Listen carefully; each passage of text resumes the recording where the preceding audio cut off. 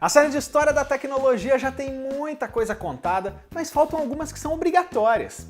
E chegou a hora de mais uma delas, a Apple, a querida maçã, que lança ou populariza tendências e tem uma trajetória menos estável do que você imagina. Mas antes desse resumo gigante, deixa aquele joinha porque o vídeo tá bem longo e bem legal. Se inscreve no canal se não for inscrito e toca no sininho para ser avisado cada vez que tiver vídeo novo aqui no canal. Beleza? Agora vamos lá para a história da Apple.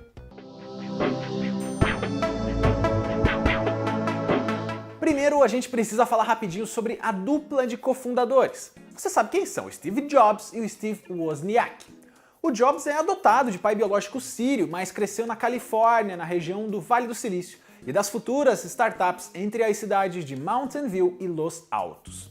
Logo criança, o jovem desenvolveu duas paixões, literatura e eletrônica, com um estilo de vida meio hippie, seguindo as modas da época e já bem minimalista. Mas nesse momento, minimalista porque ele não tinha dinheiro mesmo.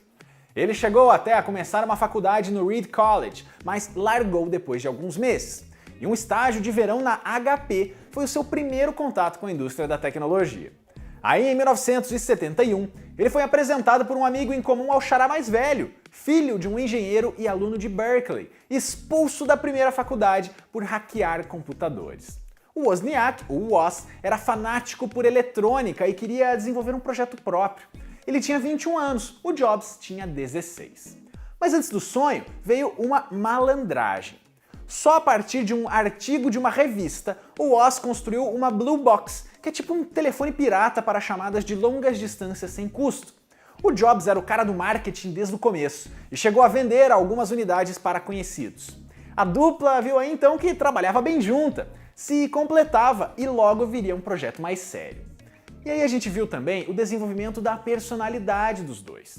Quando trabalhava na Atari, em 1973, o Jobs pediu ajuda para o amigo para criar uma placa de circuitos para o clássico Breakout, já que ele não fazia ideia de como fazer isso. O Woz não só fez o trabalho, como melhorou seu design, ajudando indiretamente a Atari. O problema? O Jobs não dividiu o pagamento igualmente e escondeu um bônus do futuro sócio, porque estava meio apertado de grana na época. Os dois se perdoaram e o jogo seguiu. Em 74, o Jobs volta de uma viagem cheia de experiências na Índia e começa uma de suas várias dietas só à base de frutas. Ele inclusive passa a visitar com frequência a fazenda de maçãs de um conhecido, e daí começa a preferência por esse tipo de fruta. No ano seguinte, ele e o Woz começam a frequentar o Homebrew Computer Club, um grupo de apaixonados por computação. Naquela época, gostar de computadores significava tanto curtir aqueles mainframes imensos, que ocupavam salas inteiras de laboratórios, quanto os kits de montar o próprio dispositivo básico em casa, o que exigia muito conhecimento técnico. E essa segunda foi a oportunidade da dupla de colocar em prática o sonho do Woz de fazer um equipamento só seu. Usando peças descartadas e compradas na região, nascia aí o Apple I. Quem hoje vê o Apple I mal reconhece aonde aquilo é um computador. Na verdade, ele é mais uma placa, com processador, memória e conectores, vendida sem um gabinete monitor ou então periféricos. Para usar com segurança, o melhor era mesmo uma caixinha de madeira, e esse modelo ainda tinha a vantagem de funcionar em uma TV tradicional. A simplicidade e funcionalidade conquistou a galera do clube, e o Jobs fechou o primeiro contrato da Apple com a loja de um dos frequentadores, 50 unidades. O crédito dessa venda é usado para encomendar as peças e durante um mês, ele, o Woz e alguns colegas fazem maratonas na garagem dos pais do Jobs para deixar todos prontos. A dupla precisou até vender algumas coisas para fechar o orçamento, com o Woz sacrificando uma de suas calculadoras científicas da HP de estimação. No fim, os modelos foram comercializados por $500 para a loja e mais tarde um pouquinho mais caro para o público.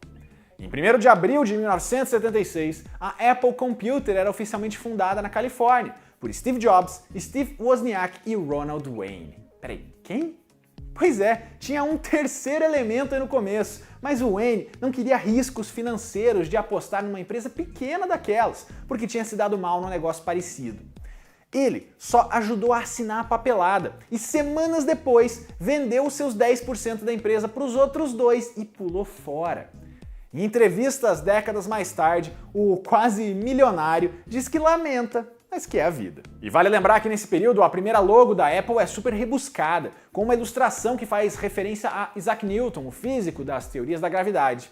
E durante todo o ano de 76, o Apple I começa a ser vendido oficialmente e exposto em feiras da área. Como foram só 200 unidades e uma fabricação totalmente caseira, cada uma virou item de colecionador e hoje vale uma nota em leilões. Aí, em 3 de janeiro de 77, a Apple Computer vira uma empresa incorporada e começa a contratar executivos experientes para cuidar da administração. Chegam o primeiro investidor, o Mark McCullough, e o primeiro CEO, Michael Scott. Não é esse Michael Scott. What?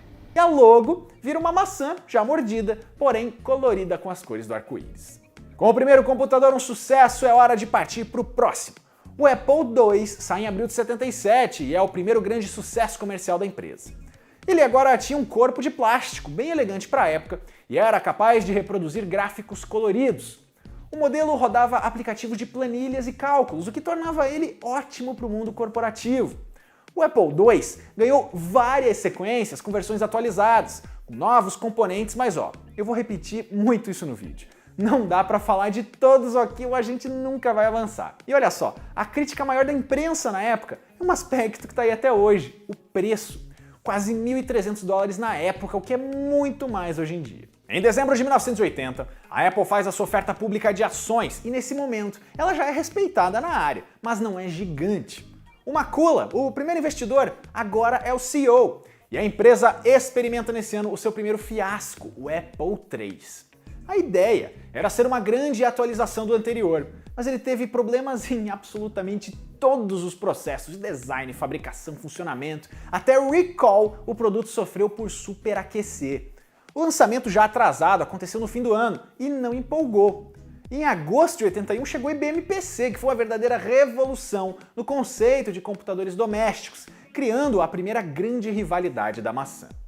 Uma versão revisada foi lançada, mas a estratégia da empresa foi retornar para a geração anterior, o Apple II, e não aposentar esses modelos ainda populares. Nesse começo de década, a empresa também diversifica a sua linha de produtos, lançando periféricos próprios, começando por impressoras, como as primeiras desse segmento, mas depois vindo também drives e monitores.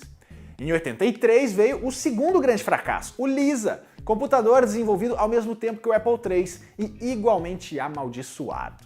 Por problemas internos e no produto, ele foi péssimo comercialmente e era caríssimo até mesmo para os padrões da Apple.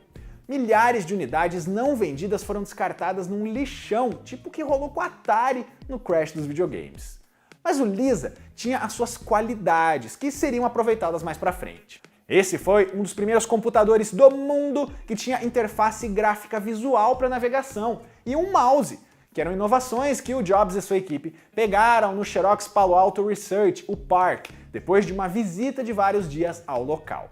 Sobre isso, eu já contei na história da Xerox, mas não foi exatamente um roubo, porque foi tudo combinado. A Xerox levou algumas ações da Apple em troca das visitas, mas é fato que a Xerox merecia mais crédito por isso. E o Lisa tem a curiosidade do nome. O mais provável é que o Jobs batizou a máquina em homenagem à filha, que ele teve de forma não planejada com uma namorada da época e demorou para reconhecer.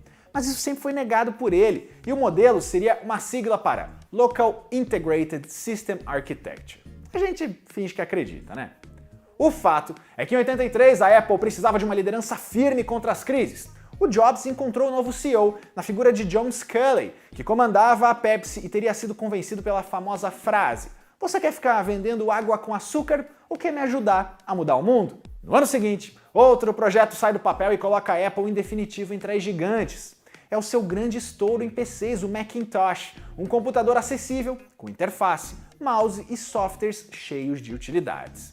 E como não ficar convencido com aquela propaganda clássica exibida no intervalo do Super Bowl de 84? A Apple colocou a IBM como uma grande corporação rival, enquanto ela seria meio que a resistência, aquela que veio de baixo. A gente já contou a história completa do Mac e de toda a linha, que foi bem longa, então confere o vídeo aqui para saber mais. Aliás, propagandas marcantes e muito marketing eram grandes armas da empresa já nessa época. Nesse período, internamente, na verdade, estava tudo meio que uma bagunça. O Jobs entrava e saía das equipes para dar ordens, brigar com funcionários e impor ideias, e ninguém mais aguentava isso. Além disso, alguns projetos recebiam mais importância do que outros, e isso fez os dois cofundadores saírem da empresa no mesmo ano. Em 6 de fevereiro de 85, o Woz deixa a Apple, insatisfeito com os rumos da companhia. Ele chegou a ficar um tempo como conselheiro oficial, mas hoje só comenta por cima e até critica algumas das novidades. Mais tarde, o Steve Jobs é forçado a se demitir, depois de brigar com o John Sculley e com o conselho. Nós já temos um vídeo aqui só sobre esse episódio da demissão, com todo o contexto completinho.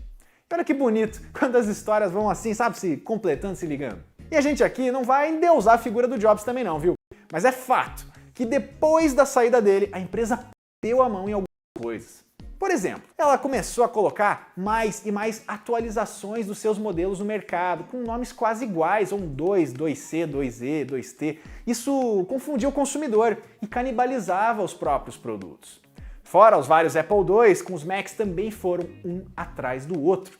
Ela não acertava a mão, nem quando queria inovar um pouco, como foi com o Macintosh Portable em 89. Aliás, outro nome importante que a gente precisa citar aqui é o de Jean-Louis Gasset, que não foi CEO da Apple, mas meio que herdou o cargo do Jobs na equipe do Mac, e ficou por anos coordenando o desenvolvimento de produtos. Ele era um dos maiores desafetos do Jobs e teve altos e baixos na empresa. Com a virada da década, a Apple vê a IBM disparar em PCs, e vê também a Microsoft despontando em softwares e sistemas operacionais.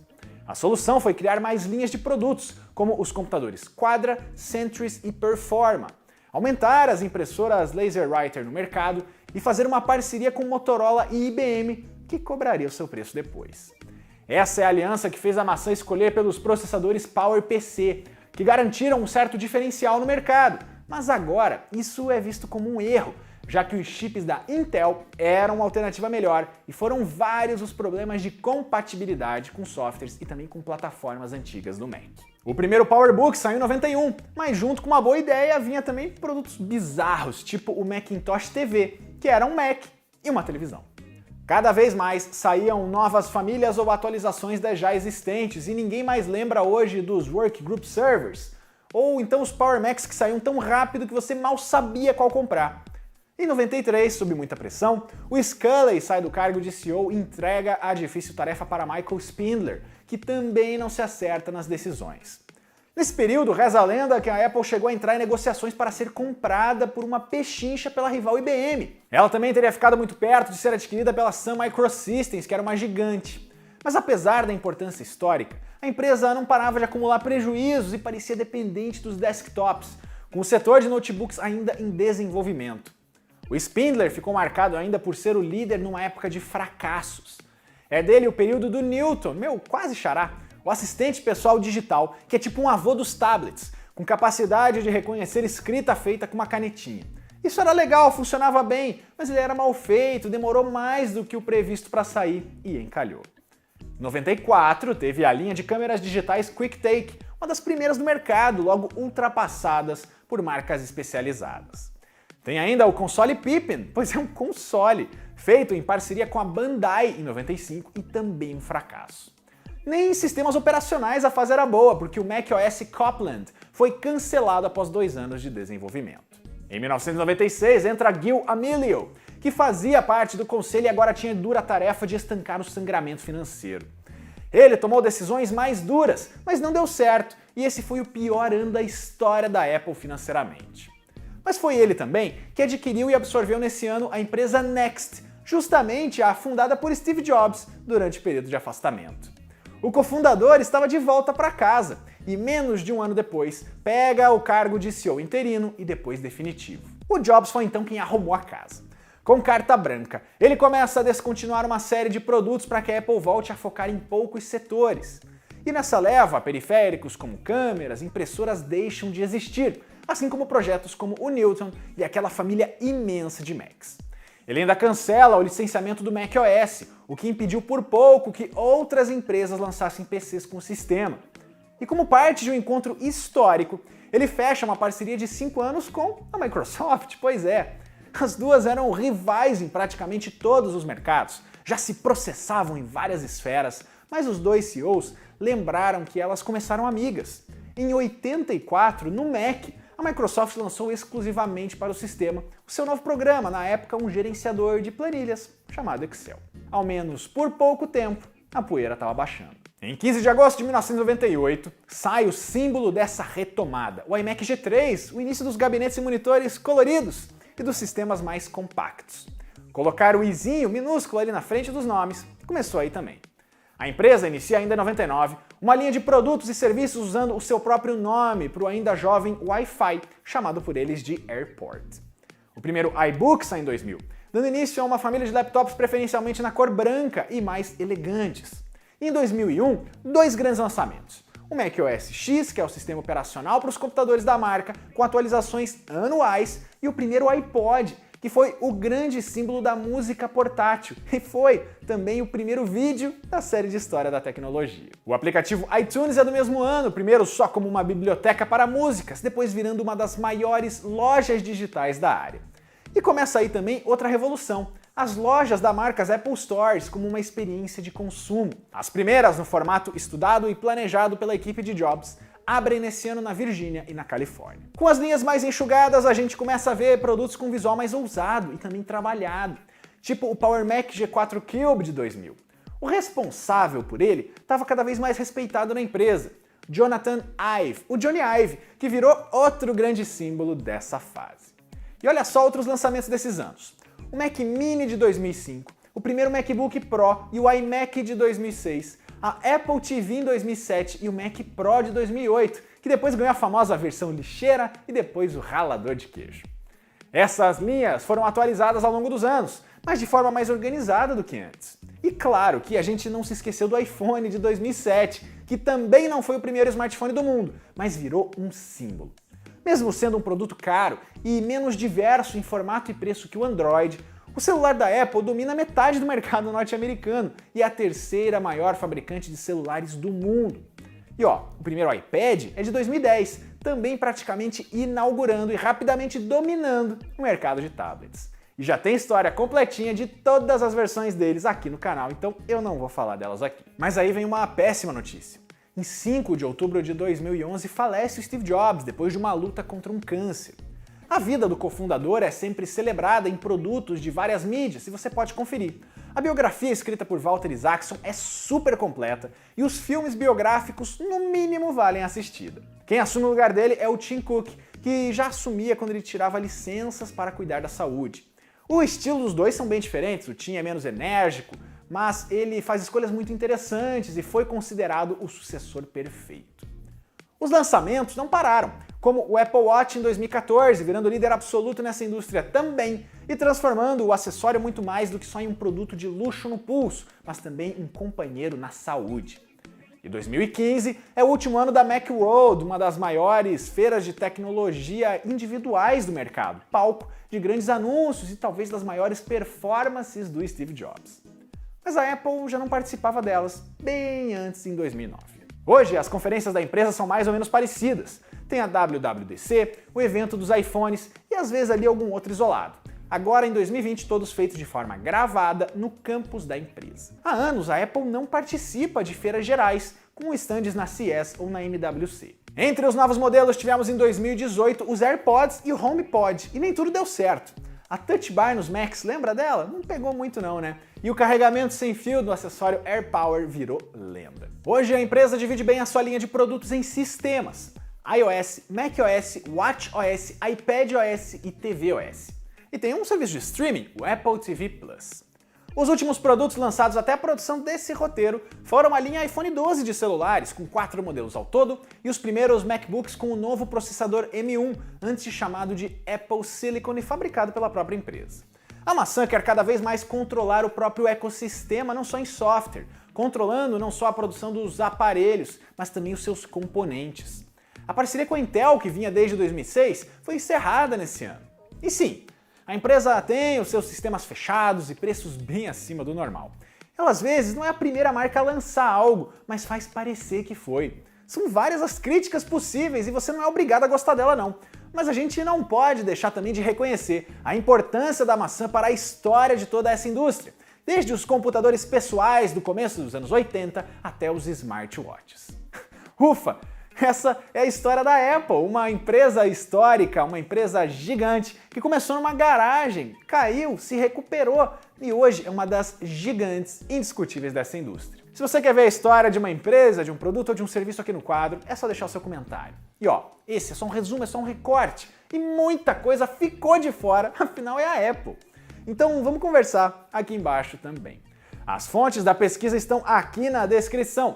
E não se esqueça de conferir ainda a playlist do quadro, porque aquela história que você tanto quer ver já pode ter sido contada aqui. Até a próxima!